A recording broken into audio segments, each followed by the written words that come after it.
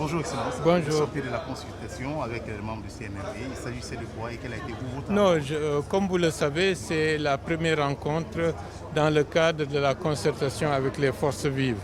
Et les forces politiques ont été les premières à se retrouver avec le président du CNRD, président de la République, pour échanger, prendre, pour avoir le premier contact. Ce qui est très important à souligner, c'est le discours du colonel Doumbouya qui a exprimé le souci de faire en sorte que cette fois-ci, qu'il faut tout mettre en œuvre pour éviter les erreurs du passé. Je pense que c'est quelque chose de très sage et de très pertinent parce qu'il y a eu beaucoup d'expériences antérieures qui n'ont pas permis à la Guinée d'avoir un processus politique fiable et réussi. Aujourd'hui, faisons en sorte d'éviter les erreurs du passé et que la transition sera faite de telle manière qu'elle sera inclusive, qu'elle sera participative et les propositions de l'ensemble des élites sont sollicitées pour permettre d'éclairer la marche du processus politique qui va être esquissé dans les prochains jours. Est-ce que vous rassure au sortir de cette concertation? Non, vous savez, on ne cherche pas à être... Déjà, il y a une bonne volonté. Ça, c'est quelque chose de très important.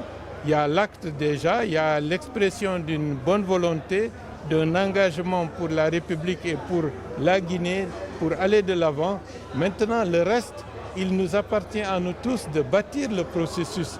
Il ne faut pas dire au CNRD, maintenant vous avez fait ça, vous devez continuer à faire le reste. À vous seul, chacun a sa part et son rôle à jouer pour que la transition, qui doit être inclusive, participative et efficace, puisse aboutir dans l'intérêt du pays tout entier. C'est une exigence qui va au-delà d'une personne, c'est une exigence nationale pour éviter que la Guinée ne sombre encore dans des aléas qui peuvent être désastreux pour la stabilité de la Guinée et la stabilité de la région. Monsieur le Président, en fait, qu'est-ce qu'il faudrait aujourd'hui pour un gouvernement d'union nationale pour conduire la transition? Un gouvernement d'union-nation, vous savez, les vocables sont très divers, peuvent être interprétés différemment.